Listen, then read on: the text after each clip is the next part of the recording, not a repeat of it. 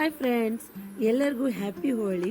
ಹಾಗೆ ಇವತ್ತು ಹೋಳಿ ಹುಣ್ಣಿಮೆ, ಹಾಗಾಗಿ ನಾನು ಹೋಳಿ ಹುಣ್ಣಿಮೆ ಸ್ಪೆಷಲ್ ಜೋಳದ ವಡೆ ಮಾಡ್ತಿದ್ದೀನಿ. ಹಾಗೆ ನಮ್ಮ ಉತ್ತರ ಕರ್ನಾಟಕದ ಸ್ಪೆಷಲ್ ವಡೆ ಹೇಗೆ ಅಂತ ತೋರಿಸ್ತೀನಿ ಬನ್ನಿ. ನಾನು ರಾತ್ರಿನೇ ಹಿಟ್ಟನ್ನು ಸಾನಿಸ್ಕೊಳ್ತಿದ್ದೀನಿ. ಇದನ್ನು ನಾನು ಗಿರ್ನಿಗೆ ಹಾಕಿಸ್ಕೊಂಡು ಬಂದೀನಿ. ಅದು ಗಿರ್ನಿಗೆ ಏನೇನು ಹಾಕಿಸ್ಕೋಬೇಕು ಅನ್ನೋದು ನಾನು ಹೇಳ್ತೀನಿ ರೀ ನೋಡಿ. ಈಗ ಹಾಗೆ ಇದು ಉತ್ತರ ಕರ್ನಾಟಕ ಸೈಡ್ ಜಾಸ್ತಿ ಮಾಡ್ತಾರೆ ವಡೆ, ಅಂದರೆ ಬೆಳಗಾವಿ ಸೈಡ್ ಹಾಗೆ ಸೌದತ್ತಿ ಈ ಸೈಡೆಲ್ಲ ಜಾಸ್ತಿ ಮಾಡ್ತಾರೆ. ಹಳ್ಳಿಗಳಲ್ಲೂ ಕೂಡ ಜಾಸ್ತಿನೇ ಮಾಡ್ತಾರೆ. ಇದಕ್ಕೆ ನಾನು ಜೋಳ, ಗೋಧಿ, ಉದ್ದಿನಬೇಳೆ, ಕಡಲೆಬೇಳೆ, ಮೆಂತ್ಯ ಕಾಳನ್ನ ಹಾಕ್ಕೊಂಡು ಗಿರ್ನಿಗೆ ಹಾಕಿಸ್ಕೊಂಡು ಬಂದಿದ್ದೆ. ಜೋಳ ಸ್ವಲ್ಪ ಜಾಸ್ತಿ ಇರಬೇಕು. ಅಂದರೆ ನೀವು ಒಂದು ಸೇರು ಜೋಳ ತೊಗೊಂಡ್ರೆ ಒಂದು ಅರ್ಧ ಸೇರಷ್ಟು ಗೋಧಿ, ಹಾಗೆ ಅರ್ಧ ಸೇರೂ ಅಲ್ಲ, ಒಂದು ಗ್ಲಾಸಷ್ಟು ಕಡಲೆಬೇಳೆ, ಹಾಗೆ ಉದ್ದಿನಬೇಳೆನೂ ಒಂದು ಗ್ಲಾಸ್, ಹಾಗೆ ಮೆಂತ್ಯ ಕಾಳು ಸ್ವಲ್ಪ ಹಾಕಿದರೆ ಸಾಕು. ಯಾಕಂದರೆ ಅದು ಇಸ ಇರುತ್ತೆ, ಕಹಿ ಇರುತ್ತೆ.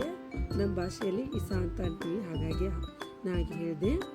ಈಗ ಅದನ್ನು ಹಿಟ್ಟನ್ನು ಸಾನಿಸ್ಕೊಂಡಿದ್ರೆ, ಬೇಕಾದರೆ ನೀವು ಗಿರ್ನಿಗೆ ಹಾಕಿಸ್ಕೊಂಡು ಬರಲಿಲ್ಲ ಅಂದರೆ ನೀವು ಮನೆಯಲ್ಲೇ ಗೋಧಿ ಹಿಟ್ಟು, ಜೋಳದ ಹಿಟ್ಟು, ಕಡಲೆ ಹಿಟ್ಟು, ಉದ್ದಿನಬೇಳೆ ಹಿಟ್ಟು, ಹಾಗೆ ಮೆಂತ್ಯ ಹಿಟ್ಟನ್ನು ಗಿರ್ನಿ ಮಿಕ್ಸಿ ಮಾಡ್ಕೊಂಡಾದರೂ ಹಾಕ್ಕೋಬೋದು. ಹೀಗೆ ಮಾಡಿಕೊಂಡ್ರೂ ಚಲೋ, ಹಾಗೆ ಮಾಡಿಕೊಂಡ್ರು ಆರಾಮಿರುತ್ತೆ. ಹೀಗೆ ನಮ್ಮ ಚಿಕ್ಕಮ್ಮ ನನಗೆ ವಡೆ ಮಾಡೋಕ್ಕೆ ಬರಲ್ಲ, ನಾವು ಒಂದು ಸತಿನೂ ಟ್ರೈ ಮಾಡಿಲ್ಲ. ಹಾಗಾಗಿ ನಮ್ಮ ಅಂಟೇನೆ ವಡೆ ಮಾಡೋದು ಹೇಗೆ ಅಂತ ತೋರಿಸ್ಕೊಡ್ತೀನಿ ಬಾ ಅಂತಂದರು. ವಿಡಿಯೋದಲ್ಲಿ ಸ್ವಲ್ಪ ತೋರ್ಸಂಟಿ ಫೇಸ್ನ ಮಾತಾಡುವಂದೆ, ಬಟ್ ಅವ್ರು ಮಾತಾಡಲಿಲ್ಲ. ಹಾಗಾಗಿ ನಾನೇ ಇದ್ರ ಬಗ್ಗೆ ಎಲ್ಲ ಹೇಳಿದೆ. ನಮ್ಮ ಚಿಕ್ಕಮ್ಮ ಹೇಳ್ಕೊಟ್ರು, ನಾನು ಹೇಳಿದೆ. ಈಗ ನೋಡಿ ಸ್ವಲ್ಪ ನೀರು ಹಾಕ್ಕೊಂಡು ಹಿಟ್ಟನ್ನು ಸಾನಿಸ್ಕೋಬೇಕು. ನೋಡಿ ಈ ಹದವಾಗಿರಬೇಕು ಅದು. ಇದನ್ನು ನಾನು ನೈಟ್ ಪೂರ್ತಿ ಇಡ್ತೀನಿ, ಬೆಳಗ್ಗೆ ಎದ್ದು ಅದು ಸ್ವಲ್ಪ ಮೆತ್ತಗಾಗಿರುತ್ತೆ. ಈಗ ನೋಡಿ ಮಿಕ್ಸಿ ಜಾರ್ಗೆ ಮೆಣಸಿನ್ಕಾಯಿ, ಕೊತ್ತಂಬರಿ, ಬೆಳ್ಳುಳ್ಳಿ, ಶುಂಠಿ, ಹಾಗೆ ರುಚಿಗೆ ತಕ್ಕಷ್ಟು ಉಪ್ಪು, ಬೇಕಾದರೆ ನೀವು ಅಜ್ವಾನ ಹಾಕ್ಕೋಬೋದು.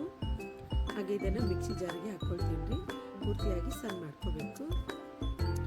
ಮಿಕ್ಸಿಲೇ ನೀವು ಅಜ್ವಾನ ಹಾಕ್ಕೊಂಡ್ರೆ ಅದು ಬಾಯಲ್ಲಿ ಸಿಗಲ್ಲ, ಹಾಗಾಗಿ ಮಿಕ್ಸಿಲೇ ಹಾಕ್ಕೊಳ್ಳಿ. ನಾನು ಹಾಕ್ಕೊಂಡಿಲ್ಲ. ಈಗ ನೋಡಿ ಸಣ್ಣ ಆಗಿದೆ. ಈಗ ಹಿಟ್ಟಿಗೆ ನೋಡಿ ಹಿಟ್ಟು ಎಷ್ಟು ಮೆತ್ತಗಾಗಿದೆ, ಪೂರ್ತಿಯಾಗಿ ಹದ ಆಗಿದೆ. ಈಗ ನಾನು ಆ ಖಾರನ ಹಾಕ್ಕೊಳ್ತೀನಿ ರೀ, ಹಸಿ ಖಾರನ. ನಮ್ಮ ಮಕ್ಕಳು ಅಜ್ವಾನೆಲ್ಲ ಬಾಯಲ್ಲಿ ಬಂದರೆ ತಿನ್ನೋಕೆ ಹೋಗೋದಿಲ್ಲ, ಹಾಗಾಗಿ ನಾನು ಮಿಕ್ಸಿ ಜಾರಲ್ಲಿ ಹಾಕ್ಕೊಂಡೆ. ಬಟ್ ಅದನ್ನು ನನಗೆ ತೋರಿಸೋದು ಮಿಸ್ ಮಾಡಿಬಿಟ್ಟೆ. ಹಾಗಾಗಿ ಈಗ ನೋಡಿ ಚೆನ್ನಾಗಿ ಮಿಕ್ಸ್ ಮಾಡ್ಕೊಳ್ಬೇಕು. ಪೂರ್ತಿ ಹಿಟ್ಟಿನೊಳಗೆ ಅದು ಖಾರ ಹೋಗಬೇಕು, ಚೆನ್ನಾಗಿ ಮಿಕ್ಸ್ ಮಾಡ್ಕೋಬೇಕು. ಸ್ವಲ್ಪ ಎಣ್ಣೆ ಹಚ್ಕೊಳ್ಳಿ ಕೈಗೆ, ಎಣ್ಣೆ ಹಚ್ಕೊಂಡು ಮಿಕ್ಸ್ ಮಾಡ್ಕೊಳ್ಳಿ. ಏಕೆಂದರೆ ಹಿಟ್ಟು ಅಂಟುಬಿಡುತ್ತೆ ಕೈಗೆ. ಹಾಗಾಗಿ ಇದನ್ನು ನೀವು ಮಾರ್ನಿಂಗ್ ಬ್ರೇಕ್ಫಾಸ್ಟ್ಗಂತೂ ತುಂಬಾ ಒಳ್ಳೆಯದು, ಹಾಗೆ ಸಂಜೆ ಸ್ನ್ಯಾಕ್ಸ್ಗೂ ತುಂಬಾ ಒಳ್ಳೆಯದು. ಈಗ ನೋಡಿ ಪರ್ಫೆಕ್ಟ್ ಆಗಿದೆ. ಈಗ ನೋಡಿ ಹಿಟ್ಟು ಹೇಗಾಗಿದೆ ಅಂತ. ಇದನ್ನು ನೀವು ಕೈಗೆ ಸ್ವಲ್ಪ ನೀರು ಹಚ್ಕೊಂಡು ಹೀಗೆ ಸ್ವಲ್ಪ ಚಪಾತಿ ಥರ ಕೈ ಮೇಲೇ ಸ್ವಲ್ಪ ರೌಂಡಾಗಿ ಮಾಡಿಕೊಂಡು ಬಿಸಿ ಎಣ್ಣೆಗೆ ಅದನ್ನು ಹಾಕ್ಕೊಳ್ಬೇಕು.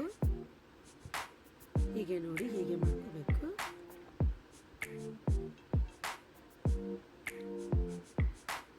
ನನಗೂ ಬರಲ್ಲ ವಡೆ ಹೇಗೆ ಮಾಡೋದು ಅಂತ.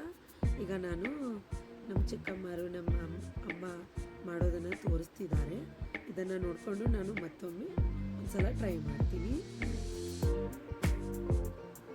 ಚೆನ್ನಾಗಿ ಎಣ್ಣೆಯಲ್ಲಿ ಕರಿಬೇಕು ಅವನ್ನ.